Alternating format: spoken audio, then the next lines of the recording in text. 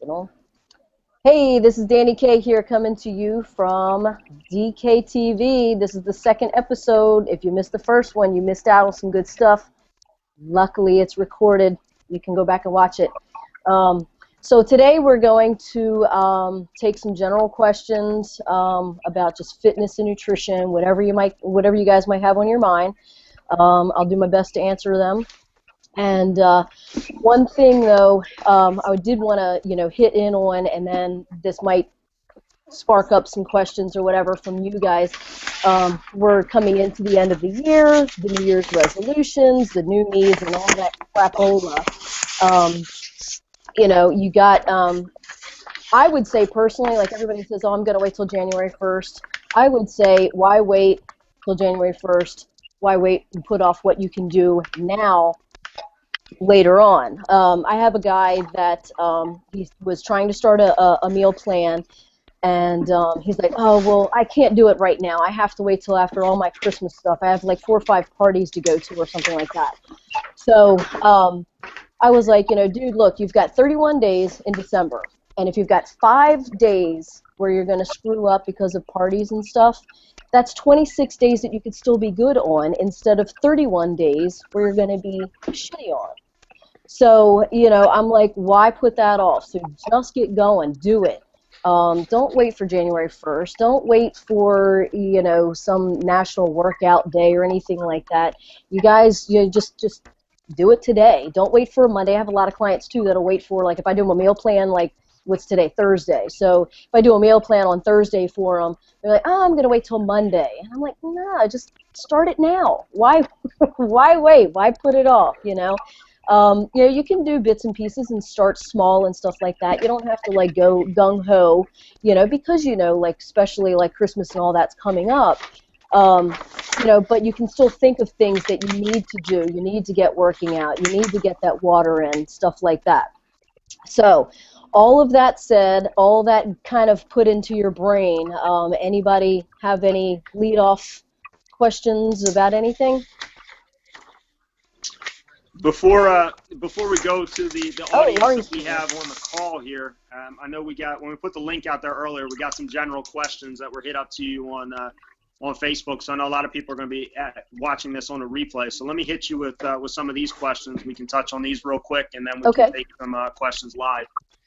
You touched on it with the whole holiday season coming up. A couple things came up. I think about 2 or 3 people asked the same question about holiday parties and controlling what you eat at holiday parties and how to kind of stay on that diet plan with all the New Year's and Christmas parties coming up.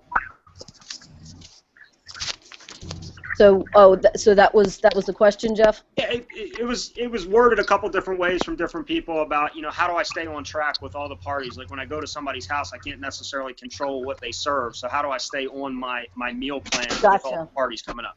Okay, yeah. So, like sometimes, with, the meal plans and stuff that I do, I give you, protein shakes.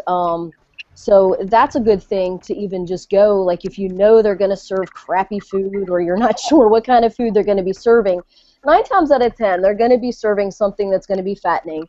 And then there's going to be some side things like veggies and dip and stuff like that. So I always tell people, if you're just unsure about what's going to be there, if you're not sure that you're going to get grilled chicken breasts and stuff like that, to drink your protein shake right before, half hour or whatever before you go. That way, one, you're kind of filled up a little bit. You should be kind of satisfied.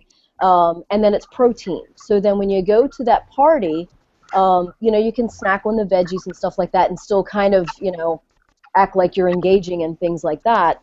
And then you can just honestly say, if somebody says, hey, how come you're not eating, XYZ food, just say, I'm kind of full, had a little something before, and I guess it was just, I guess it was too close to the party or, party time or whatever, I mean, try not to, feel like you have to justify the fact that, hey, I'm just going to snack on these veggies or whatever, those people should, kind of respect what you're doing. Another thing is drink, fill up on some water, and also look at what they have and pick the smarter choice. If you didn't do the protein shake beforehand, a lot of times they have like laid out lunch meats or something like that. pick the lunch meats, but don't get the bread. Do, like I said, do the veggies. Try and fill up on the veggies and maybe just the lunch meat or something like that. Try to stay away from the pastas, and just all that. So you're making some smarter choices and you're still engaging in that party frame. I love it. I love it. So it's not about not having fun at the party. It's about planning properly before you go into the party. Right, right.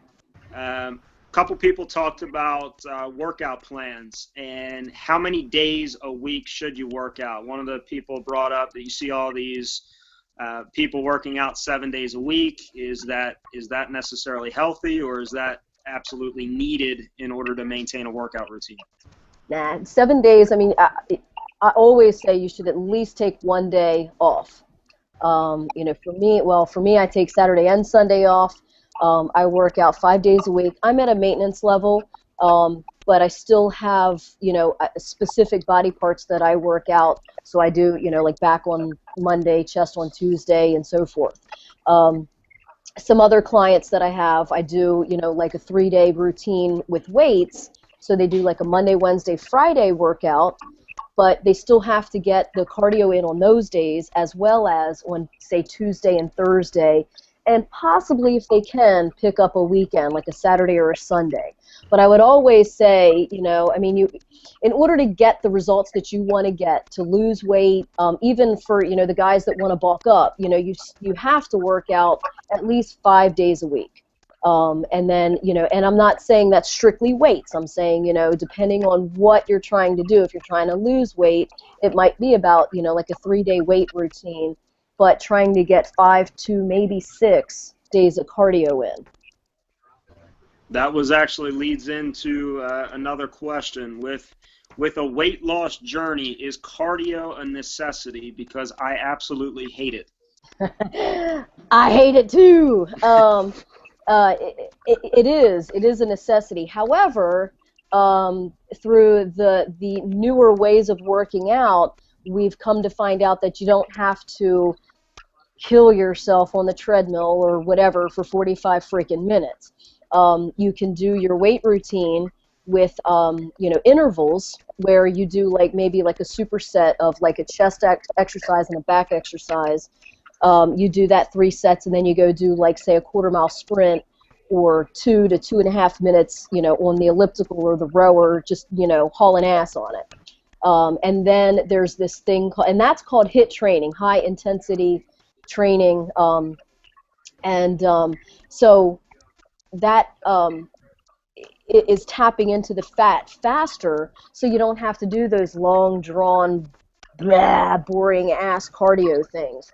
And then there's the cool thing that's called Tabatas, which it's like a love-hate relationship, because you only have to do the Tabatas for about 8 minutes, and that's either running or on the rower, or you could jump rope real fast. Any cardio for 20 seconds, and then you rest for 10 seconds, and then you jump back into that cardio, hauling ass for 20 seconds, and you jump off. So you do that for 8 minutes. So in actuality, me, as well as all my clients that I have doing this, that are physically able to do it, they're getting their workout done, their weights and their cardio done in an hour.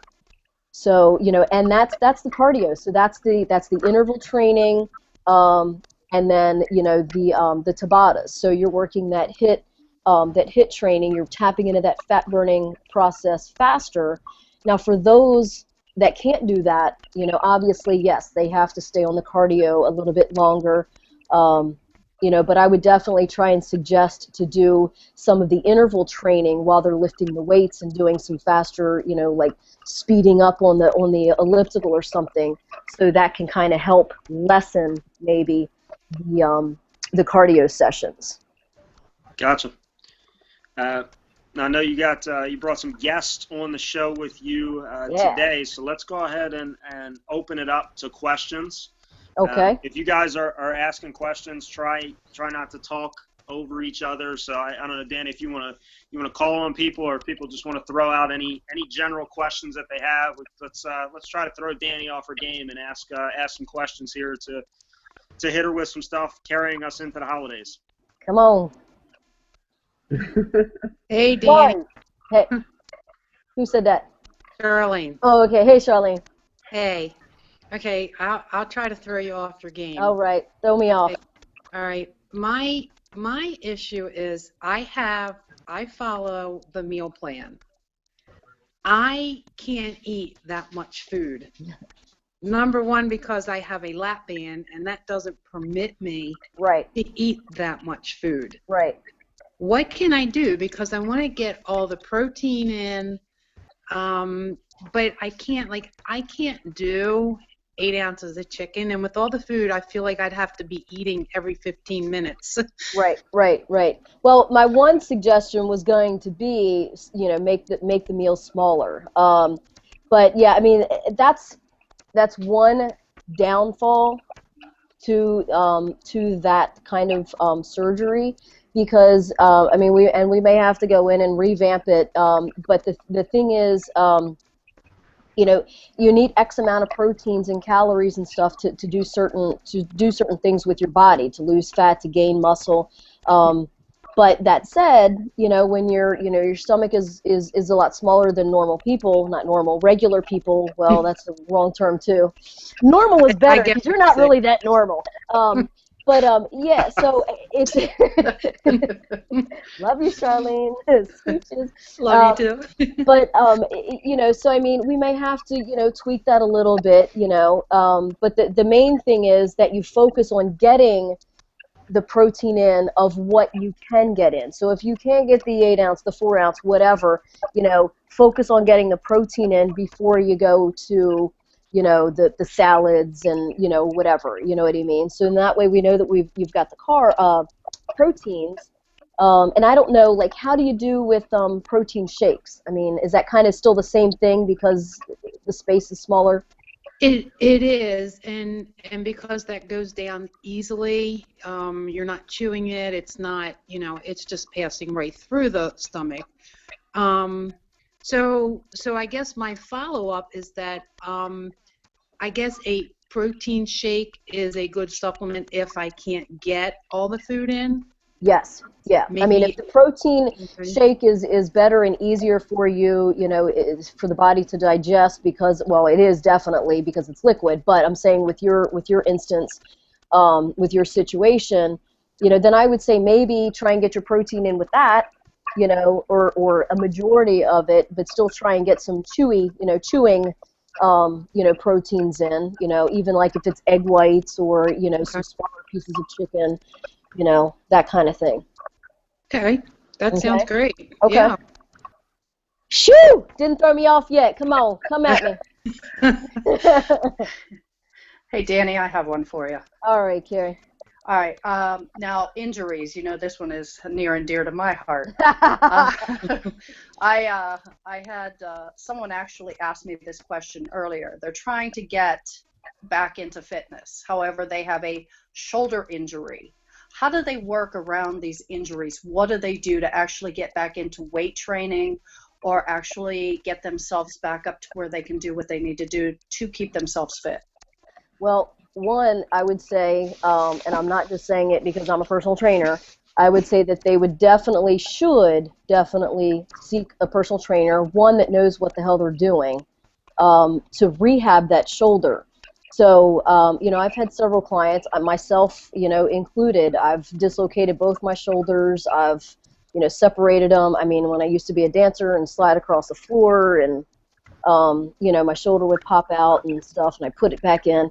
But it's about rehabbing, and it's about knowing to warm up the rotator cuffs, strengthen up the rotator cuffs before we actually do exercises, to actually, say, like I was asking you the other day, is it an ow pain or is it a muscle pain? If it's an ow pain, then we need to redo the angle, and try another angle, And if we can't find that angle, then we need to maybe just work within a range of motion, that kind of thing. So, I mean, those are things that I would personally do if that person was in front of me saying that they had a shoulder injury, they wanted to get back into weights. The only way to do it is actually to get back into doing the weights, but doing it smart and finding that trainer that actually knows what they're doing, and as Blake does on The Voice. Finding the trainer who actually knows what they're doing, and rehab the shoulder, and not just say, oh, I'm gonna kick your ass, Gangnam style, and and then F up the shoulder again. You know what I mean? So we have to rehab it to get it to a point where now we can actually pump through and lift some heavier weights. Well, some of us are fortunate enough to be able to get a personal trainer. However, what would you suggest for somebody that cannot afford a personal trainer? One, or they could join in on this chat and I could teach them that. But I mean, so they need. That's what I would just say is maybe. I mean, I think it would be important to at least get one session with a personal trainer, and just rehab that. Find some rehab exercises. You know what I mean? Like, so I mean that's important. I mean, like for me, it's important to get. If that's what you want to do, and you don't want to screw anything up. If you go in and try and do it on your own and you don't know what you're doing, then you're going to screw it up worse, and it might end up costing you even more money. So, maybe save a little bit, or and find a good trainer, pay for just that one session for rehab exercises. There's probably some rehab exercises they can Google online too, and I mean, I'd be willing to, help and share, where I can as well. Okay, great. Thank you. How about you, Laura? You're sitting there all quiet.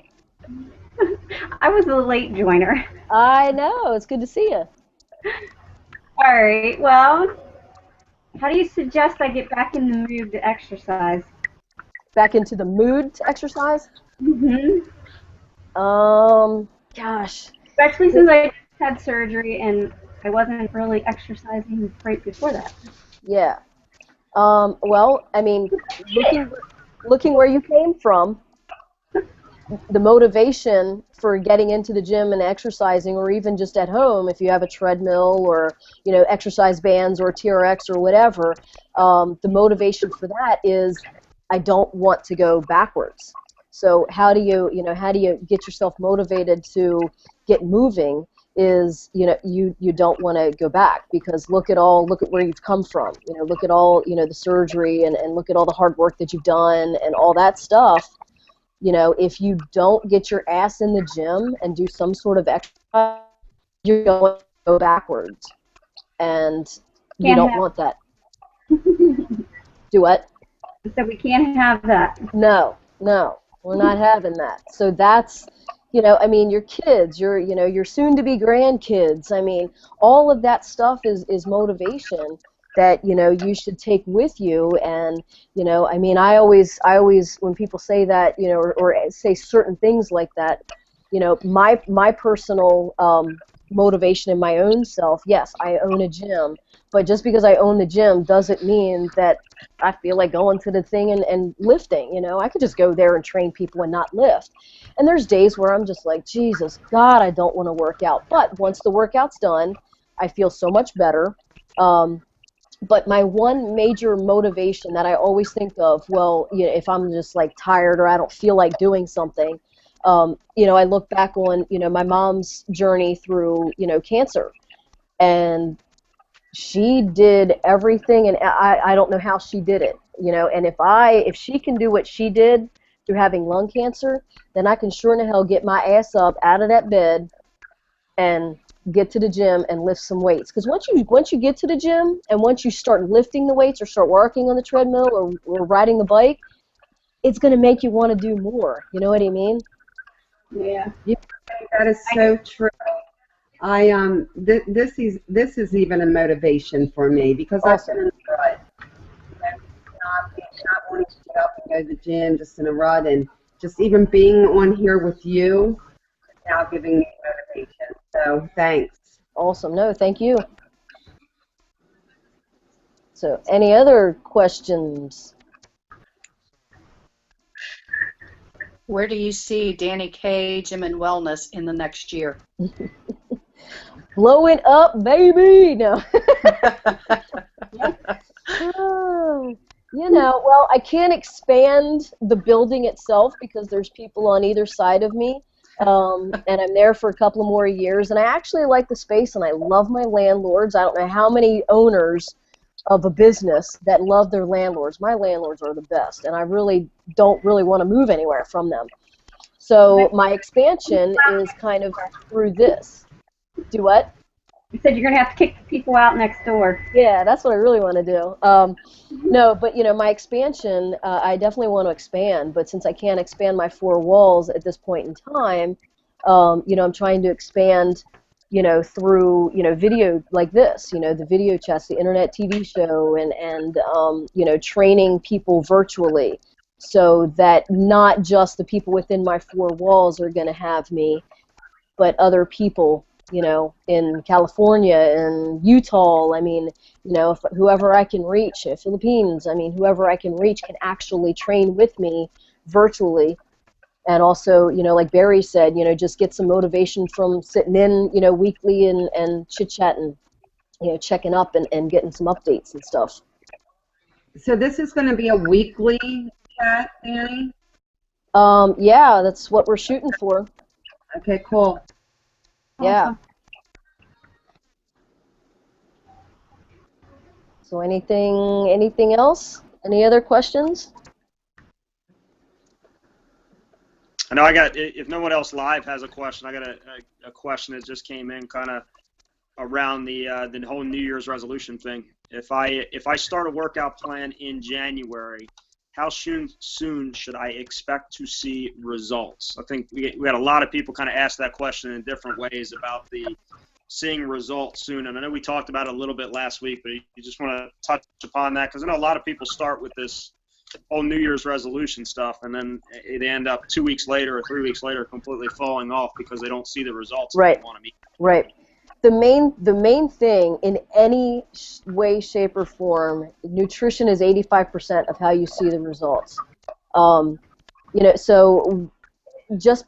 it depends on the results as far as if you're sedentary, you don't do a damn thing, and you haven't done a damn thing, and you sit behind a desk and for your work, and then you get into the gym and start moving.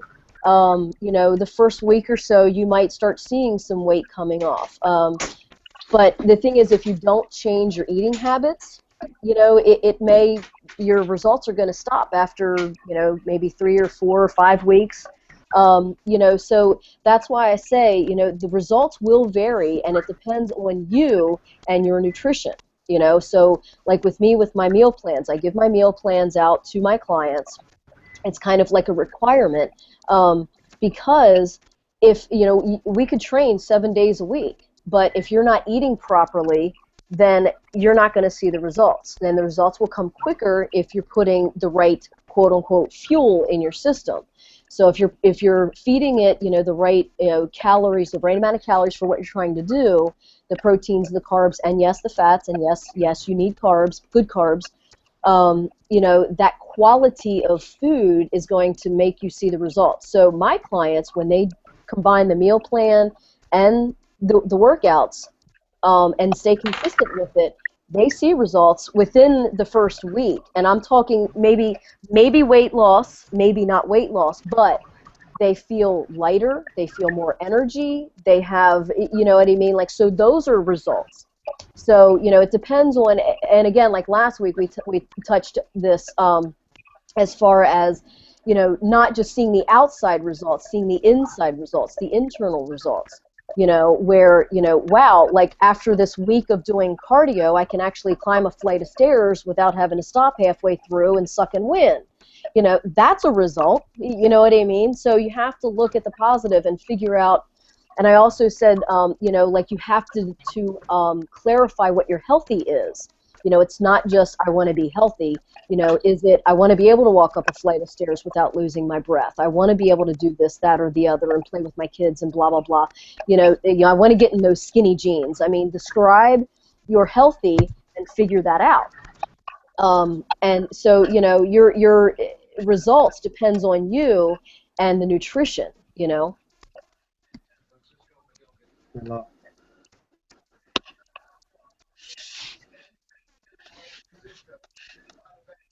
Yeah, I think that's great, and setting expectations up front with people, which I think you did a great job with that. It's not all just about external results; it's about internal. So, yeah, if no one else live has any questions, Dean, I want to thank you for taking time out of your busy schedule again to address some questions and help an audience out there that's along different paths on their fitness journey. We've got some people that are just getting started, some people that are pretty far along in their fitness journey, and some people, like we just heard live on the call, they're restarting a fitness journey based on a surgery that they had. So we got people all over the map. I appreciate you taking your time. And then I guess just how can people get in contact with you? And a lot of people are not watching this live with us. So if you're watching it on a replay, Dani, how can we get in contact with you?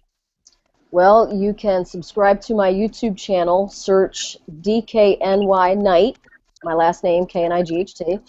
You can contact the gym, and that's 410-751-5864. Or you can email me. Again, that's dknyknight@aol.com. And Facebook. All right. Anybody else have any other questions in closing? Yeah, I'm good. Nope, sounded good. Danny. All right. Awesome. Then, Dani, thank you again for your time, and we will see everyone again next week. All right. Thank you all for joining. I appreciate it. Thanks, Dani. everybody. Thank See you you. guys. Bye. See ya.